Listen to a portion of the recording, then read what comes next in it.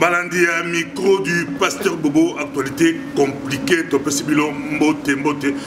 Ozali, actualité la bilan, boza et belé, bozali, pour Zelabiso, pour dépasser presque 800 000 personnes qui les suivent chaque mois.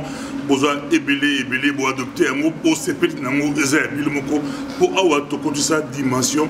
Il y a occupation, Congolais, belé, balobakayango, na kuzu, na secret, mais publiquement, Congolais Zarobanga, surtout la classe politique congolaise, tout le bas toujours notre classe politique, Azali, à genoux, Azali, Yakofukama, Azali, Kobanga, Penza, Koloba, occupation, les apassi, de Tobélébi, Congolais, Mouaki, Kinshasa, à comme la Kinshasa, mon impoto, à lobby, Abando Luka, occupation, à Kena Bandal, à mon occupation, à Kena Gombe, à mon occupation, à Kena Ndjili, à mon occupation, à côté d'un politicien, évicier, moi, la Fanda, petit Fanda, Mboka Oyo, Ezali, sous occupation, mais il y a mon équipe, on toujours au qui m'ont tout passé, mais là d'Afalgan, mon tout l'équipe passé, mais là Nérofel, mais Keba, on me l'a valu, on mettait au Bossana, Masolo, il y a Mboka au Congo, na autoroute, Tamboussa, Moutuka, Malembe, les autres brousser les élèves, dans journée, sans voiture, tout le monde Makolo, tout le monde vélo,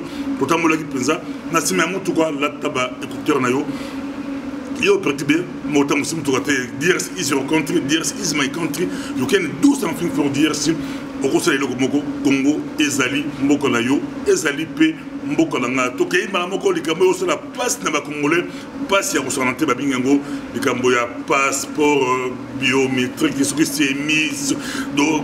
Si vous avez scandale, passeport, et bima d'abord la famille Kabila, baïle ba cop, on a bango ba cop tout, bachaga lisu, ba cop tout et bima, bachaga lisu, na ba cop tout, et la ata, au tega sa fou na coin côté mbongo, famille Kabila ba la kati, ba passeport, ba kota ki yango, ba kota ma sous le passeport, tango indeli bango, ba une version ba boy sur passeport Roland, ba batu bazo passeport mususu et osala pasi likambo ya mbongo eza ko sala pasi na ndenge moko ya ko santé magambo yo esalaka mawa magambo yo esalaka pasi ndenge ya basango non sa apostolique alobaki l'état prédateur ya peuple na yimoko tala ba couple bango bali ko yiba ga peuple bali ko voler peuple ba pesi ba argument que pour des raisons sécuritaires il fallait bazon ça passe pas parce que d'ici novembre, Mokili, pays occidentaux, Barobo y a un passeport congolais, Yango, Bazon aussi Yango, mais tous ces arabes Mbongo, parce que Fouta Kimbongo, Debouroussa Kimbongo, Bambongo, on a un pourcentage d'Ango, et que la famille Kabila. Bosso, on a vu beaucoup, Magamba, Congo peut ça passer, Congo peut ça mawa, Bango classe politique, Bakoti, Malamoko, Bazo Kota, Nao, Babengi, troisième dialogue, Yango de commis en vue, Bazo voyager, Bazo qui n'est partout, Baotia Bango pression, c'est la troisième dialogue sans peuple des apassimens. Nous avons monté le lot spécial la ligne M. Paul Kaoumbo Tumbaye à la Suisse. Il y a résistant Makasi, Azali coordinateur, il y a Conseil national de la résistance congolaise, CMC, tout ça, il y a papa Paul Kaoumbo Mbote, papa pasteur Bobo. Et c'est Mobingi. La moni pendant que les Mikolo n'a pas privilégié parce que dans le cas toujours on peut s'engager place na plateau na yo na lobela ba. On a compliqué, compliqué dans l'amboulé bandi manamoko. On va venir les Congolais à Kinshasa azoluka occupation à mon occupation yosa bien ba occupé il y a ko luka ngo atamboli partout à mon occupation occupation aux couleurs c'est vous appelez mais c'est vous appelez ça dingue pas de bagage qui a bien mon route à l'outil on mon route. Oui mais pasteur Bobo oui puis un occupant c'est comme un microbe. Occupant un micro, c'est-à-dire pour mon aïe, il faut autant la lunette, il y a un microscope, puisqu'il y a l'imboka dans un premier temps, à Bombanikel, mais il y a ce que à Kinshasa, il y a maintenant deux républiques. Il y a la république de la Gombe, là, on a occupant de Vandakakuna. Donc, on a besoin de place à la riche, la pauvre. Oui, exactement. Donc, c'est-à-dire que et sika Flamand azalaki liboso te bazalaki kobenga kuna tanto aki bilenge bakobenga kuna na Kalina donc Gombe actuellement mais sika Flamand azalaki kovanda oyebi na ntango akala ezalaki bana bato mwindu soki bozotanga na ekolo ya Sainte-Anne donc na côté à gare soki classe esili il faut bolongwa vite puisque à 18h soki bamoni mwana mutu mwindu na kati ya ville wana na Gombe bakangi ye batindi na Kingabwa donc yango wana ezalaki classe soki esili par exemple bapapa na biso bavieux neti ba Cyril Adoula banani batanga kuna ebele nga nayebi que à 17h soki babimi na classe basakali na banzeta manga oyo ya Sainte-Anne wana bamindele bayebisi bango babi il faut bakati soki 18h ekoki bamoni bango na kati ya ville bakokanga bango batindi bango na Kingabwa nakanisi affaire ya Kingabwa wana econtinue mpe na bagénération toza na yo na actualité ekoma république ya baoccupant atu bango basoki na Gombe omona bango bandeko mosusu babeki biso babi soki na bavile ko babandoli te omona bamilitaire rwandais ebele oki na bakananga oki na batadi oki na banini babiso oki okomona bango ebele mais eza compliqué makambo oyo eza compliqué mboka ya bato koma bamilitaire ya pays voisin bazwa baplace stratégique bafanda na bakitona na banini bafanda baekosala nini na la côte ici bango makambo oyo eza pasi ata kutu Laurent Désiré Kabila ya lobakaki bato na sine bazonga eza pasi mais tozana point oyo na situé ko commentaire yo actualité rapidement tozana yo na zui point oyo ya troisième dialogue yo olobi ndika ba troisième dialogue ezobeta ba partout yo na kati ya CRDC bini bolobi nini ndika ba troisième dialogue. Oui, mais troisième dialogue, Naouta qui Kosolona Baninga pas longtemps, tout à l'heure, Ngabi, ils ont côté la logique, na bango, ya mode opératoire, na bango, pour continuer à distraire la population. Qu'est-ce que fait l'opposant? Que fait l'occupant?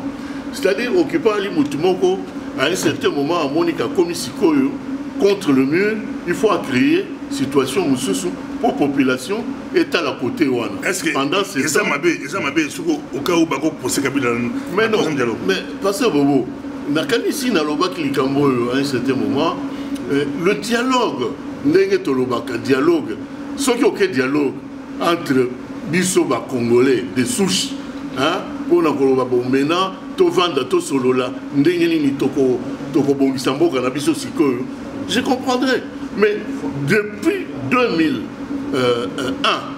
mboka na biso ya na maboko ya ba mercenaires et ya na mboka ba mercenaires comment est-ce que tokoki kokende na dialogue avec ba mercenaires wana par-dessus le marché oyo azali mokonzi na bango kulu ya kana bango mwana ndeke wana mandat na esila ki na le 19 décembre ya année passée ba politiciens congolais ba salier lisusu gratification ya kopesa une année ya glissement yo on a utaki oloba na baninga on a lobby classe politique on est une classe qui est anti-peuple et les classes moko ya ba collabo et la classe moko ba traître donc au moni tokoki kokende na dialogue mais quel dialogue dialogue il y a des Congolais qui batikali bango moko mais avant que le dialogue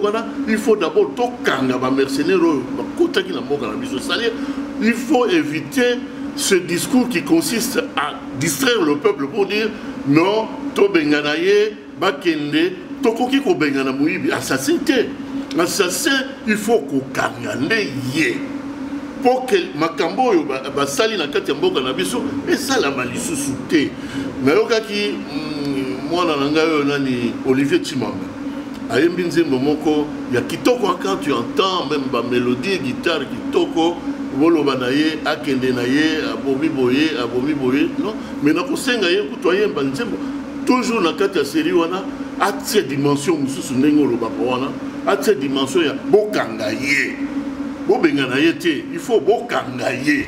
C'est ça la différence que nous avons entre mais c'est Paul Kaumbo, Azamatata, Bakangaye, coordinateur de la CRC, Bakangaye. Mais toujours, nous avons actualité, Babé escroquerie, l'État a escroqué, population na yemo ba sango ba biango tala otume papa aboyi koya na Kinshasa bege masolo ya papa zama compliqué papa ba mona clarté il na pesa 5 ans to mila ba communion Kabila glissa papa ya mbaka Kabila na Roma mais na Vatican mais tout aboyi koya et comme il ba passeport l'état ça ko escroquer population na yemoko bien que la raison valable pour ma sécurité à Mokidi international c'est pas uniformiser ba payer billet bazoboya ba ko boya escroquerie mais bazoboya ba passeport ma faut ba uniformiser ba passeport yo le bilini voilà tort tout ça oui oui gaga oui passer Bobo toi na babé na boka na biso babé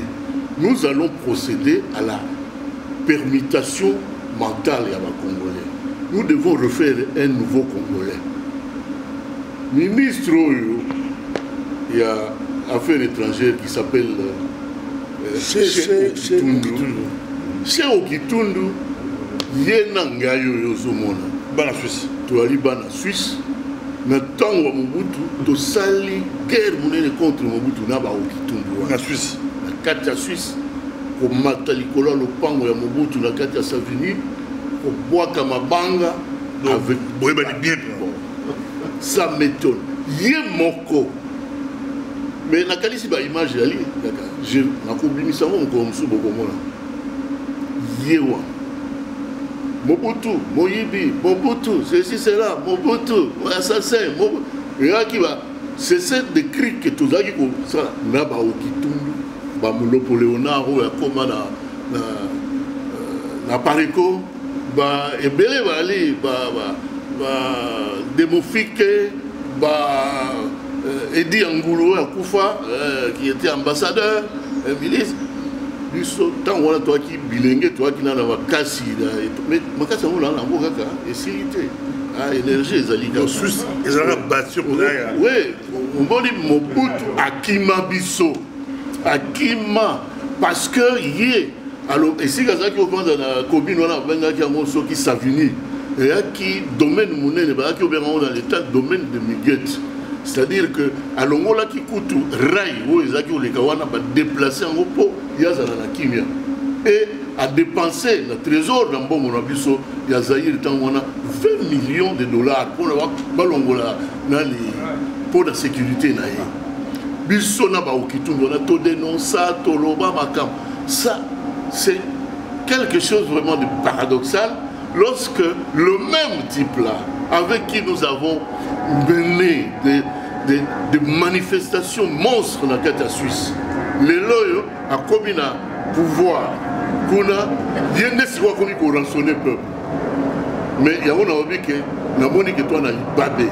Et lorsqu'on est comme il n'a pas de biso, ou les autres que la biso n'est pas il faut tout stopper. Ma cambo passeport. Nani, oh, il y a un ministre des Affaires étrangères Chibanda. Chibanda, il y a un passeport. Allez, il y a un bongo. Oh, il y a un pour remplacer ceux qui n'ont ni. Hein? Moussous Tamboué Mwamba. Hein? Tamboué Mwamba qui est d'origine burundaise. C'est pourquoi, dimension, il y a quatre émissions, il y a occupation, il faut la jeunesse congolaise et Fungola Miss. Il faut biso, papa, bango, jeune, tout révéler la makambo biso toyebi, pour bana, batika na kati ya ignorance, batika na kati ya parce que ceux qui bana va comprendre une situation likamo et où tu as pu, bakobunda maram. Vous comprenez? Mais les politiciens on a baé bisaka bango makambo te. Vous comprenez? Chibanda, Tamboué Mwamba, d'origine burundaise, Lelo, Okitundu, qui accusait Mobutu de voleur, de ceci, cela, mais il y a commis Sikoyo, Moïbi Koutou, il y a Tinate. Mais pas là. Résistance, c'est pour bon Samakambango. Il y a un que le peuple, il faut attendre la Sikoyo Koto. Parce que Koto est côté à vérité. Koto est côté à libération Bogawana. Koto est côté à ce qu'on appelle un bien-être. Parce que ceux qui ont renversé le régime, il y a un programme prioritaire, il y a un peuple, un bien-être. Et nous avons tout préparé. Pasteur Bobo, je ne peux pas, je reviens sur ce que Honoré Ngwandalobara toujours, Makamusu Sokolo Bango Likola Ngombate. mais eloko oyo tosali oyo ya résistant ya conseil oyo ebomi makambo to na malette bozwi honoré Mbanda Botchele likolo ya motu nyonso aza komérite malgré baatake azwi likolo baatake ebele mais bino barésistant balobi confiance ya bino ozali honoré Mbanda Nzambo koya tumba pasteur Bobo nzete ya mango oyo ebimisaka manga kotela kitoko nde babwakaka mabanga. C'est ça Honoré Ngwanda. Parce que Honoré Ngwanda, la vérité est abimisi, miyibi wana va comprendre que eh oh ya moni biso ba bandoki te. Ce sont des sorciers. Butu bazana ba payawana, bazolia, ba yokani, ba bibino bo jouer, ce sont des acteurs. Na moyi balobi, bino bo sala, jeu ya ba opposant. Mais le temps pour permettre biso to poussa quand même yo pe ozo ya yo dividend bakabolaka. Le reste,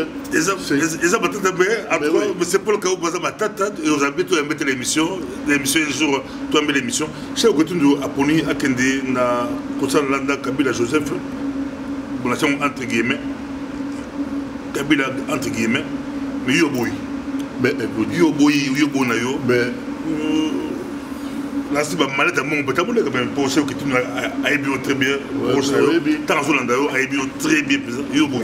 Bon mais écoute balette eko kota na résistance té parce que Bobo quand on parle de la résistance ça veut dire quoi? C'est tout un état d'esprit, c'est-à-dire c'est une dimension où il faut résister, tu dois résister contre toutes les tentations, contre tout ce qui peut. Deux raisons pourquoi yo boy ko travailler na Kabila entre guillemets. Mais n'a pas travailler na Oebi pouvoir, on est un pouvoir. Ce n'est pas le pouvoir congolais. C'est un pouvoir de tout type. C'est un pouvoir des Rwandais qu'on a installé au Congo. Et puis le Rwanda a délégué son proconsul qui est moi Nandekewana. Mais si na lobela ba jeune mingi na kata Suisse na pouvoir wana ya pouvoir aba congolais. Si c'était le pouvoir des Congolais, Tolinga qui t'a créé résistance, Tolinga qui t'a la parti politique, Tobunda, Ndenge un jeu démocratique, c'est normal. Mais ceux qui t'ont créé résistance, c'est parce que pouvoir dans notre pays qui a bisoté. Nameli d'Afalga, mon ce n'est pas ce n'est pas d'Afalga. Les années qui sont Kouemba, monsieur Paul Kaumbu, il y a une Suisse, résister à Makassi, mon copain, Nakati, à CRNC. Je vais vous créer comité, la constitution de la résistance ainsi le 16 septembre 2017 vous allez pour profiter vraiment l'occasion pour te présenter quand même nos remerciements, c'est-à-dire que démarche Ezali et Banda qui déjà je crois au mois de juin il y a au moins plus de 600 personnes. Na base na mona qui au bout d'une temps plus de 600 et Tokanga qui va porter nyonso ya Salwana tout congolais toute tendance confondue na katwana tolobaki tokobima okaka soki tobimisi structure moko oyo boko sangisa biso pour to accélérer libération mboka azuri kala ki biso aye ko organiser siko espace mususu pour permettre biso to discuter mais structure ngo ikozala na kombo nini to ko bimisa kombo yo CLC alors etikala ki étape ya misato ya ki étape siko yo ya kotia o bakoki ko kamba structure ngo na beaucoup c'est pour émission ngo bota d'émission ngo il est to mbaki équipe coordination il y a CRNC pour la démission là il doit capter kalaté et sur le déjà mais na beaucoup c'est vous allez Olobi on a monde aller au piloter mais de voilà coordinateur vous en a Léon Montutu vous allez porte-parole elle porte-parole parce que pourquoi parce que d'ailleurs élection tout ça là qui ezala qui carrément tout à fait démocratique mais c'était aussi sur base de parcours il y a tout candidat Moutunet il est Moututu bayebi mingi bayebi parcours naie c'est un homme qui a commencé ce combat il y a avènement il y a un état de droit avec il a joué à Zana Moté à Bandaki Lengue Bali il a beaucoup souffert d'ailleurs il était l'opposant de Mobutu, en même temps l'opposant même de Honoré Ngouanda, puisque Ngouanda est là Mobutu. Mais dans le contexte, il y a qu'à échanger, comme dans le contexte de Sika, la révélation en Ngouanda, et puis ce sentiment que non, au discours, il y a un véritable patriote. Donc, Tokota la lisusu makambo à Kalate ou quoi que ce soit, tout s'approprier dans le discours parce que toi, tu as catholique. Ton principe de respect, moi, secrétaire général, M. Kedji Kiwewa, il est présent à la Kati, il est à RDC Renaissance à Congo, donc Tolobi passe par là. Non, Tolobi Boye, Topona qui, à l'unanimité, tu votais qui, Léon Moutuntu, tu votais Kiwewa, Kedji, pour symboliser carrément la dynamique de la jeunesse. Parce que c'est un jeune qui a beaucoup de potentialités, qui s'est engagé, qui prend des positions tout à fait très pertinentes. Dans le cadre de la lutte autour de il y a ce qu'on appelle en tout cas, pour créer ce qu'on appelle le leitmotiv, parce que la jeunesse, c'est aller faire de lance et à combattre.